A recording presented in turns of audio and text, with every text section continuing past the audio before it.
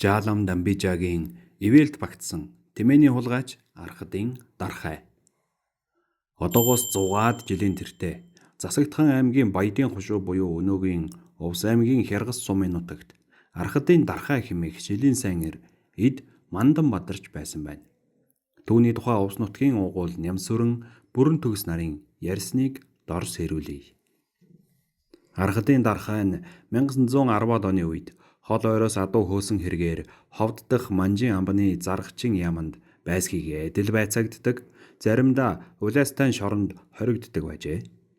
Нэг удаа бүр Манжин Харгас 9 эрүүг ажиралгүй даваад гарч байсан гэдэг.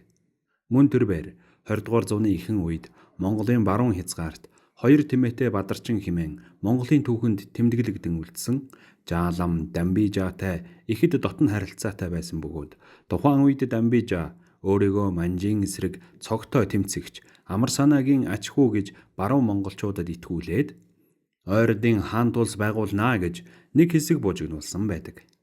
Дамбижаа Монголд орж ирэхээсээ өмнө Өвөр Монгол, Төвд, Оросын нутгаар олон жил хэрэн хэсэгтээ бараг л шилийн эр аятай амь өрсөн тэмцэлдэж явсан болохоор өөрийнхөө үеийн засагт хааны шилийн эрчүүдийг ихэд хүндэтгэн дээдэлж өөрийнхөө ивэлд багтаадаг байжээ. Түүний хүндлэлийг хүртэж ивэлд нь багтаж явсан хүний нэг нь Дархадын архай юм. Дамбижаагийн тушаалаар нутаг орноос дуудагдж ирдэг байсан жирийн иргэд бол түүний цэргүүд, харин цөөн тооны шилийн эрчүүд бол ховор чухаг баатрууд болоод явчих жишээтэй. Дамбижаа хамгийн ээдрээтэй чухал үйл хэргийг шилийн эрчүүдэд даалгадаг байсан бөгөөд Архадын дархайч түүний онц чухал даалгаврыг нэр төртөө биелүүлж байсан удаатай аж.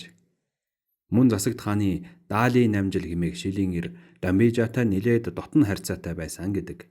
Нэг удаа Даалын намжил тамгын газрын тахруудад баригдаад Баатар вангийн хушууны нутагт орших нуур могон шоронд хоригдоход түүний хүргэн ах Даншгийн шонхор мундагд овчин түүнийг эргэж очжээ. Тэгтэл Даалын намжил ах та ажил төрлөө цалгардуулаад юунд наашаа ирэвдээ. Надад санаа зовох хэрэггүй. Одоохон энэ алиудаас айраг цэгээ олж уугаад эртгэн буцтаа. Дүүдэн энэ нуур могон шорон юухан байх вэ? Дорн цөм цохоо одол гараад явчихна гэж хэлээд хингэнтэл эсгэрээд шорон руугаа буцаад орсон байна. Нээрэж 2 хоногийн дараа хасаг тайрхны арав өвөр даяар Даалын намжил нуур могон шоронгийн хаалгыг цөм зөхөөд гараа явчихж гинэ гих зэргээр шугалтсан гэдэг. Нэг удаа баруун хязгаараас Жаалам Дамбижаансан өөрийн бие төлөөлөгчөөр дамжуулан түүнийг дуудаж уулзаад хасгийн цоохор гэж алдаршсан зартай хурдан хүлгийг надад хулгайлан авчирч өгнө үү гэж хүссэн байна. Даалын намжил энэхүү үргийг биелүүлэхийн тулд аргагүй л шилийн ирэнхээ зангаргийг харуулж буутай хасгуудад 3-4 хоног хөөгдөн байж хасгийн цоохор хэмээх алдартай хүлгийг Дамбижаагийн гарт атгуулж байсан гэдэг. Тэрхүү хасгийн цоохрыг Дамбижаа ховдын байлд андунаж Хатанбаатар, Манлайбаатар нарын хамт ховд хотыг манжуудаас чөлөөлж байсан түүхтэй. Үүнлэгээ Архадын дархайч бас Төвд Шинжаан уугар руу 2-3 удаа явж Дамбижаагийн онц чухал даалгаврыг биелүүлж байсан гинэ. Харин 1921 онд ардын хувьсгал ялан мандаж улмаар Монголын баруун хязгаарт өөрийнхөө ноёрхлыг хэдийн тогтоогоод байсан Дамбижааг ардын намынхан устгаж өггүй хийснээр түүнтэй дотн харилцаатай байсан шилийн эрчүүд тус тусынхаа зам мөрийг хөөсөн байна. Архадын дархай нэг онцлог чанар гэвэл Дамбижааг эцэс болсны дараа хол ойроос адуу хөхөөн болж харин Дамбижааг дуурайж байна үгэлтэй байнга л хоёр тэмээтэй бадарчилж явдаг болж. Гэвч үнэн хэрэгтээ бадарчлах биш ерөөсөө л нөгөө шилийн ирэнхээ аран шиг тавилгүй Өвөр Монгол болон Говийн нутгаас тэмээ хулгайлдаг байсан байгаа юм. Тэмээ хулгайлахад хурц дүргэн морь хэрэггүй. Ердөө л Дамбижаа шиг хоёр тэмээ хөлглөөд явж байхад л Өнөөгийн хэллэгээр бол бүх юм окей болчихдаг байж л дээ. Тэгээд ч тухайн үед тэмээний хулгайг илрүүлнэ гэдэг тийм ч амархан ажил биш байж. Хонь, үхэр эсвэл адууны хулгайн хэргийг илрүүлэхэд ажиллагаа багтай байдаг бол тэмээний хулгайн хэрэг гэдэг нь илрүүлэхэд ихээхэн яривхтай байдаг аж шүү.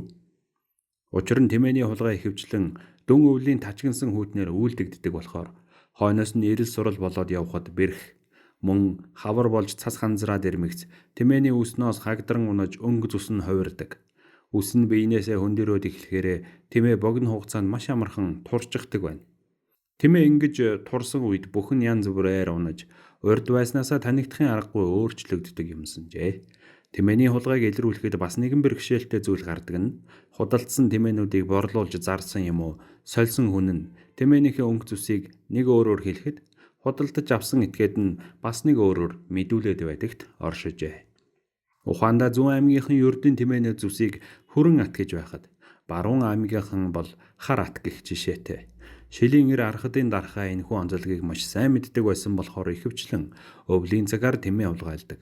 Үүндээ жигтэйхэн дуртай бараг л үндсэн ажил нь болчихсон байсан бөгөөд говийн нутгаас 20 тэмээ хөөж ирээд нутгийнхаа ардуудын эд чинь дөгчхөөд л өөрөө 2 тэмээтэй бадарчин гэж хэлүүлж байх жишээтэй. Иймэрхүү байдлаар архадын дархай 1920-оос 1950 он хүртэл 30 жилийн турш хиндэж халбалгүйгээр тэмээ хөөсөн байгаа юм. Уг нь шилийн эрчүүд адуу хөөдөг шүү дээ. Харин мань хүн тэмээ хөөдөг байснараа онцлог юм. 1950-ад оны үед тэр бээр 80 орчим настай байсан бөгөөд ийм өндөр настай хэрнээ дүн өвлөөр хаан холын говь нутгаас тэмээ хөөгд байгааг гадарлсан нутгийнхан нь манай дархайж аргагүй сайн ир юм аа. 20-30 настангууд нь хоошоо урагшаа явхаасаа залхуураад 40-50 настангууд нь дөмөгхөн ирийн шир заахаасаа өнгөрөөд 60-70 настангууд нь жалга довноосоо өндий чадахгүй өмхирч байхад харин 80 настай архадын дархайл ясны сайн ир гэдгээ харуулах юм да. Ийм бие сайтай бэлчээр томтой хүн манай нутагт дахиж ерөн төрөхгүй бизээ гэж хуучилдаг байжээ. Нутгийнх нь хүмүүс архадын дархайгаас та өвлийн тисгэм хүүтэнд хаа хоол газар тэмээ унаад л хоноо түнжөөтөр шогшиж явах юм даарч хүрдгүй юм уу гэж асуухад анхан жаалам дамбежагийн буйнаардаардаггүй юм аа. 20-од оны 2 тэмээтэй бадарчингийн арга барил тун нарийн шүү гэдэг байж. Ижил мөрний хөвөөнд ихэн хөвлөгээ сунсан дамбижа 90 цент хүрмэгцээ. Орос, Монгол, Хятадын нутгийг хөндлөнгөлд хэрэн хийсч бадарчлан явахдаа байнга л 2 тэмээ хөтөлж явдаг байсан нь цаанаа бас учиртай юмсанжээ. Тэрбээр өвлийн тисгэм хүүтэнд болон салхишуурхтай зэврүүн шөнө 2 тэмээгээ зөрүүл шивтүүлээд нэгнийхэн зогдорт хөлөө хийж нөгөөгийнхэн зогдорт толгоогоо шургуулад хачин сайхан дулаахан хондог байж л дээ. Дамбижаатай дотн харилцаатай байсан архадын дархай чухам энэ нууцыг нь мэдээд авчихсан юм санж. Тэгээд л ардын хувьсгал ялан мандсны дараа өөрийгөө бусдад шилийн хулгайч гэдгийг мэдэгдүүлэхгүй тулд хурц түргэн мордоос татгалзаж 2 тэмээтэй бадарчингийн дүрд хувираад хол ойроос 20-30 жилийн турш тэмээ хөөсөн байгаа юм.